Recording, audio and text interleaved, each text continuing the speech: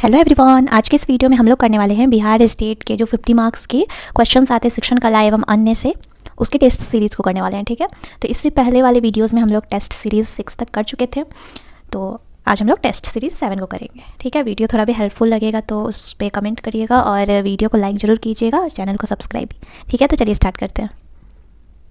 तो सबसे पहला क्वेश्चन है, कक्षा में शिक्षक क्रम संख्या बोलकर छात्र की हाजिरी लेते हैं।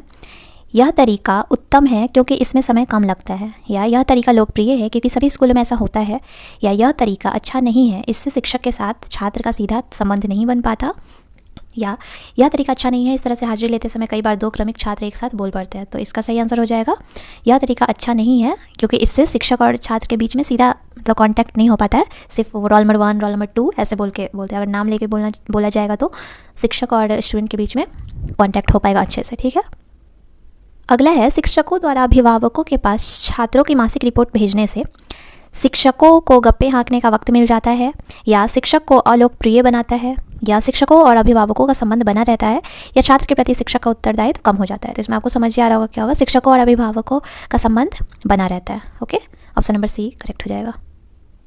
अगला है, शिक्षण समस्याओं को हल करने की जिम्मेदारी आपके अनुसार किसकी होनी चाहिए? प्रधानाध्यापक की, अभिभावकों की, या शिक्षकों की, या किसी की भी नहीं? तो इसका सही आंसर हो जाएगा शिक्षकों की। ओके, आगे है, विद्यालय में अनुशासन स्थापित करने का उत्तरदायित्व किनका होना चाहिए? प्रधानाध्यापक का, या शारीरिक शिक्षक का, या अध्यापक का, या प्रबंध समिति का? तो इसका आंसर होना चाहिए अध्यापक का। ओके, अगला है, अपने अध्यापन कार्य को अधिक प्रभावशाली बनाने के लिए सबसे अधिक किस पर निर्भर रहना चाहिए?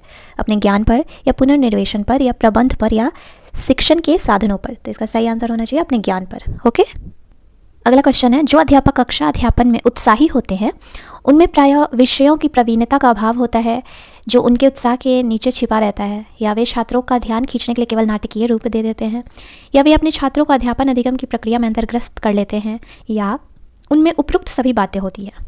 तो इसका जो सही उत्तर हो जाएगा, वे अपने छात्रों को अध्यापन अधिगम की प्रक्रिया में अंतर्ग्रस्त कर लेते हैं।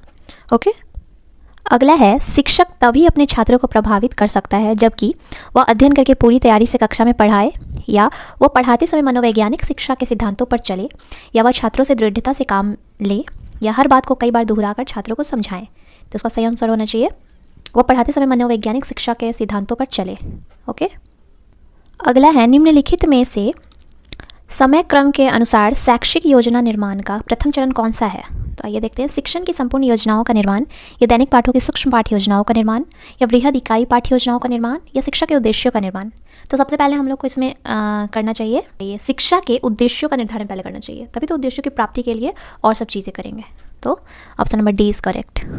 अगला क्वेश्चन है, शिक्षा को परिभाषित किया जाता है ज्ञान अर्जन के रूप में, या पुस्तकों से ज्ञान प्राप्ति के रूप में, या अनुभवों के द्वारा होने वाली ज्ञान वृद्धि के रूप में, या विद्यालयी शिक्षा के पर्यायवाची शब्द के रूप में? तो इसका जो सही आंसर होना चाहिए अनुभवों के द्वारा होने वाली ज्ञान वृद्धि के रूप में। ओके, अगला है, प्रयोग प्रदर्शन के साथ साथ विषम सामग्री के प्रस्तुतिकरण में एक शिक्षक को निम्नलिखित सावधानी बरतनी चाहिए: दृष्टांतों का पर्याप्त प्रयोग, या उचित प्रश्नों की प्रस्तुति, या स्पष्ट उच्चारण एवं भाषा प्रवाहपक, और उपयुक्त सभी।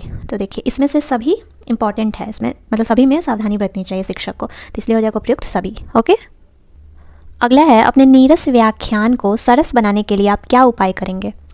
आप बीच बीच में कुछ हास्य का पुट सम्मिश्रित करेंगे, या आप छात्रों को प्रश्न पूछने की स्वतंत्रता प्रदान करेंगे, या जहाँ तक संभव होगा श्याम पट की अधिकाधिक मदद लेंगे, या उपयुक्त सभी?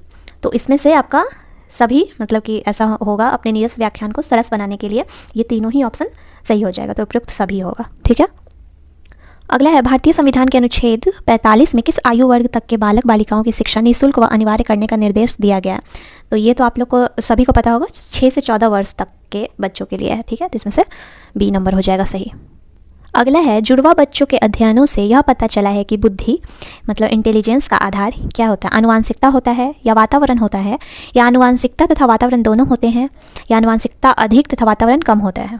तो इसका जो सटीक आंसर होना चाहिए आनुवांशिकता तथा वातावरण दोनों होते हैं। ओके, अगला है, शिशुओं के उत्तम विकास के ख्याल से निम्नांकित में से किसे अधिक महत्वपूर्ण समझा जाता है?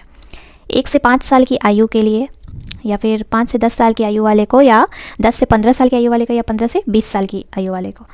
तो इसमें जो सही आंसर होना चाहिए 1 से 5 साल की आयु वाले को। ठीक है, नेक्स्ट है, सामान्य पुरुषों का यौन क्रोमोजोम्स होता है, तो पुरुषों का बोल रहा है, तो उनमें तो XY दोनों क्रोमोसोम्स होते हैं और जो फीमेल होते हैं उसमें XX होते हैं। ठीक है, ये तो सभी को पता होगा। अगला देखते हैं। अगला है जीन्स बने होते हैं किस चीज़ से? प्रोटीन, DNA एवं RNA से।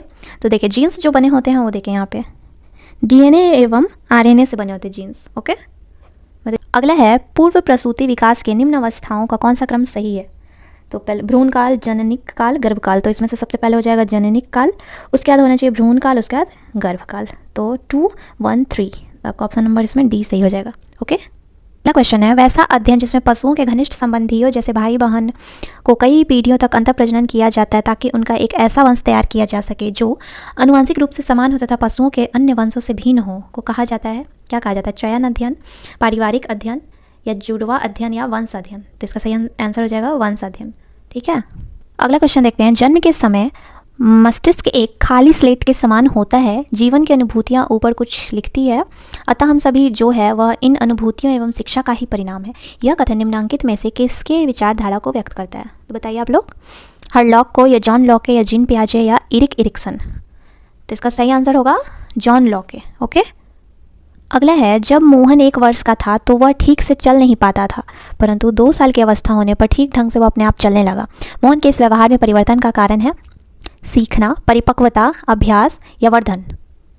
तो इसका आंसर आप लोग कमेंट सेक्शन में ज़रूर बताइएगा। ठीक है गाइस, आप लोग के ऊपर मैं ये वाला क्वेश्चन छोड़ देती हूँ। ठीक है, आप लोग इसका आंसर ज़रूर बताइए कमेंट सेक्शन में। ओके, अगला है बच्चों के लिए मिठाई अपने आप में एक मजबूत पुनर्बलन होता है। इस उदाहरण में पुनर्बलन के स्वरूप की व्याख्या निम्नांकित में से किस सिद्धांत द्वारा सही ढंग से हो रहा है?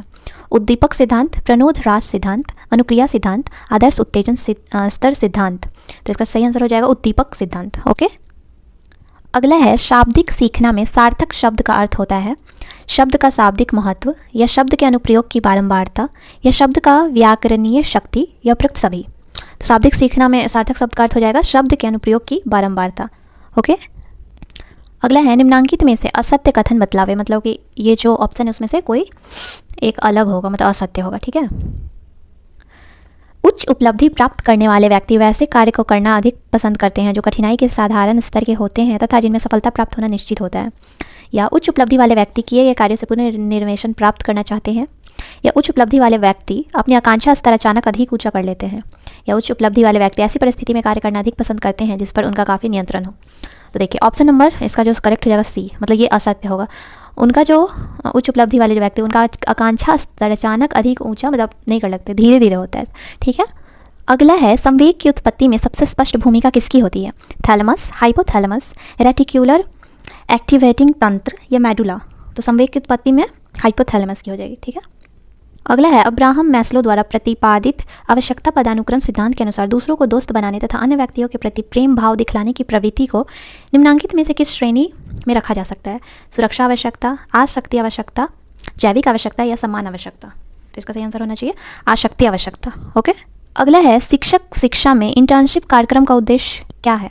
विद्यालय में शिक्षकों की सहायता या प्रशिक्षण संस्थाओं में शिक्षक अध्यापकों के सहायता या प्रशिक्षण कार्यक्रम में छात्राध्यापक या छात्राध्यापिका की सहायता या ऐसे विद्यालय जहां इंटर्नशिप संचालित हो रही है कि प्रधानाध्यापकों की सहायता? तो इसका आंसर हो जाएगा ये प्रशिक्षण कार्यक्रम में छात्राध्यापक छात्राध्यापिका की सहायता। ओके, अगला है सीखने के संबंध में सही कथन है सीखने की प्रवृत्ति केवल मनुष्य में पाई जाती है, या दैनिक क्रियाओं के माध्यम से सीखने से मानसिक विकास प्रभावित नहीं होता है, या सीखने का संबंध परिस्थिति के क्रमिक परिचय से है, या सीखने के लिए उत्तेजित और निर्देशित उद्देश्य की आवश्यकता नहीं है। तो ये सब में से आपका ये ऑप्शन नंबर सी करेक्ट हो जाएगा, सीखने का संबंध परिस्थिति के क्रमिक परिचय से। ओके, अगला है गार्डनर द्वारा प्रतिपादित बहुबुद्धि सिद्धांत में बुद्धि का स्वरूप एकाकी न मानकर बहुकारकीय माना गया है। इनमें से बुद्धि का एक प्रकार है कार्यकारी कौशल, नैतिकता, सृजनात्मकता या संगीत?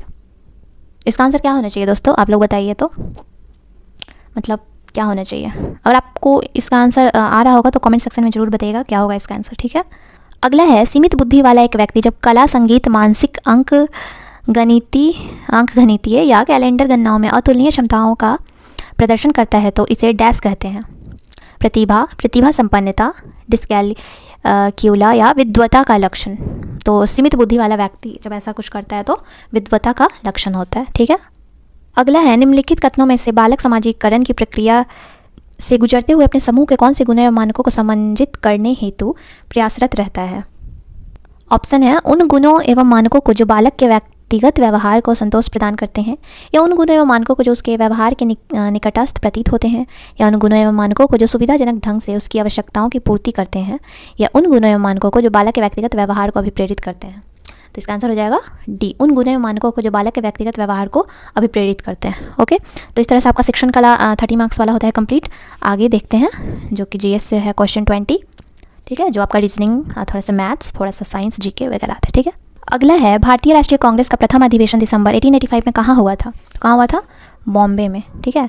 एक दल लोकसभा में विपक्षी दल होने का दावा करता है, इसके पास न्यूनतम कितने सांसद लोकसभा में होने चाहिए? तो कितने होने चाहिए? 55, ठीक है। अगला यहीं पे देख लेते हैं, सहारा मरुस्थल किस महाद्वीप में अवस्थित है? सहारा मरुस्थल, ओके, तो इसका क्या हो जाएगा? Africa, okay. तो अगला क्वेश्चन है 7 घंटे में 0.896 सेंटीमीटर वर्षा दर्ज की गई, तो प्रति घंटे वर्षा की औसत मात्रा कितनी थी?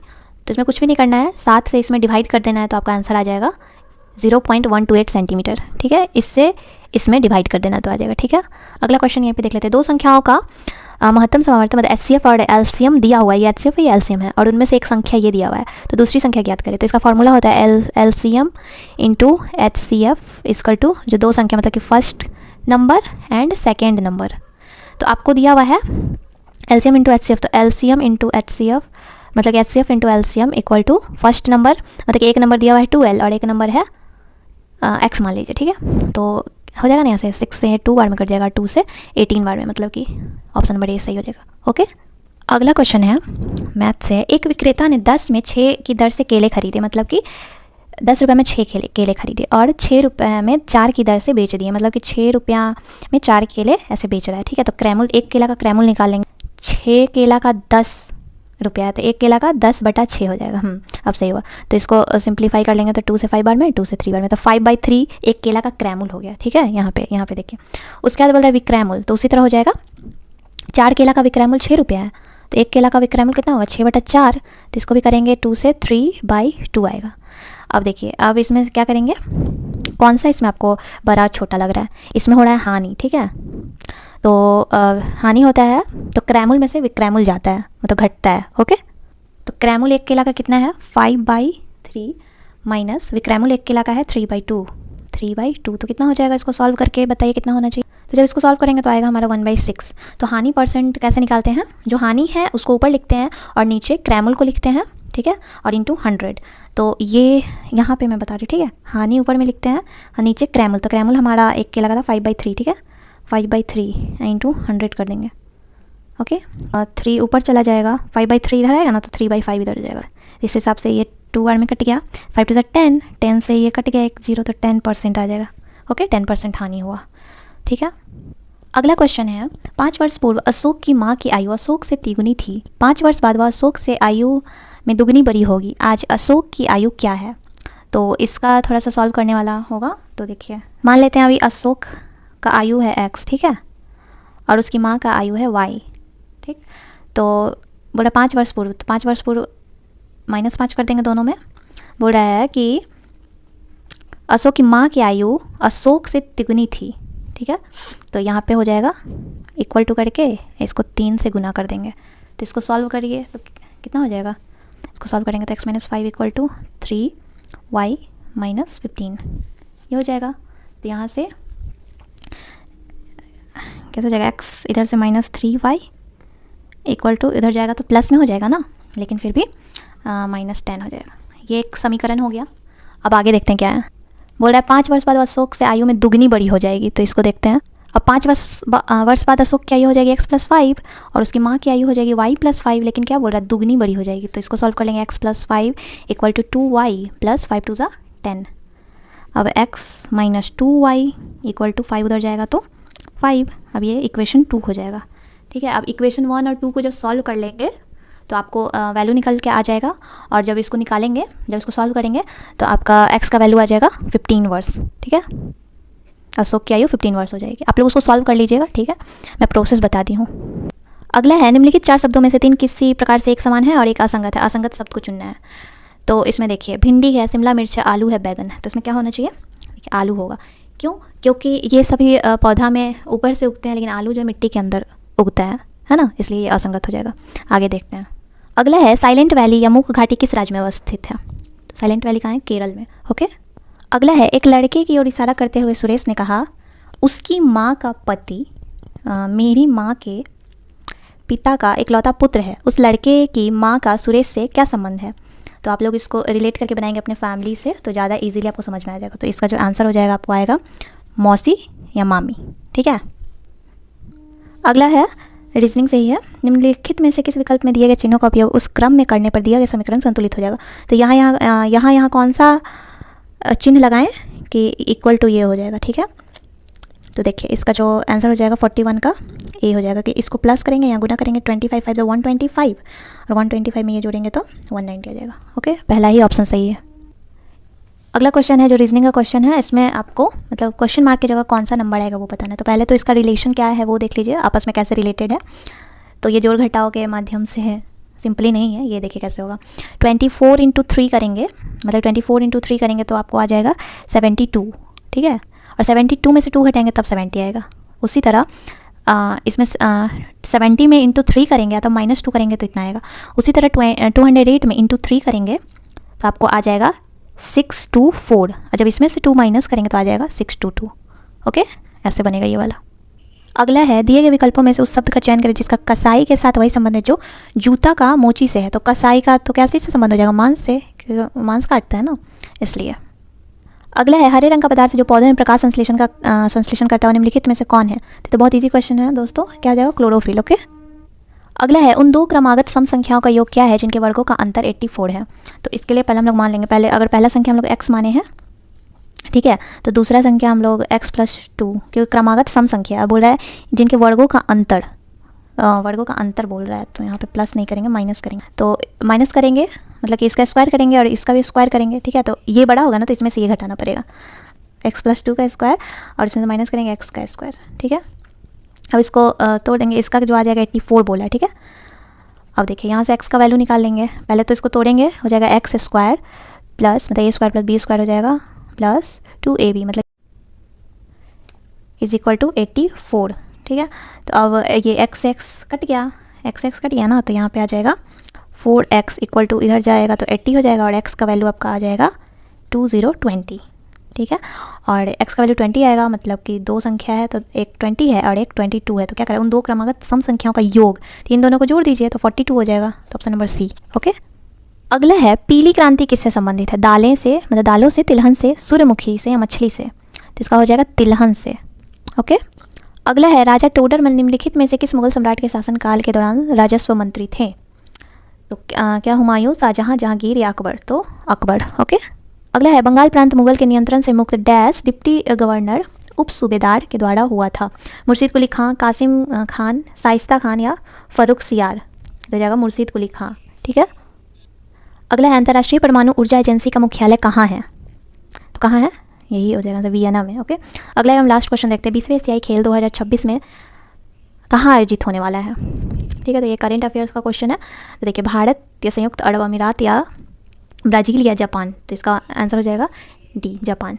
तो इस तरह से आपका 50 क्वेश्चन होता है कंप्लीट। आप लोग कमेंट में जरूर बताइएगा कि आपके कितने नंबर आए। और अगर वीडियो थोड़ा भी हेल्पफुल लगा होगा तो वीडियो को प्लीज़ लाइक एंड चैनल को सब्सक्राइब ज़रूर कीजिएगा। और जो भी मतलब दिक्कत होगा, जो भी आपको क्वेश्चन होगा वो कमेंट सेक्शन में ज़रूर लिखिएगा। ओके, तब तक के लिए bye and all the best.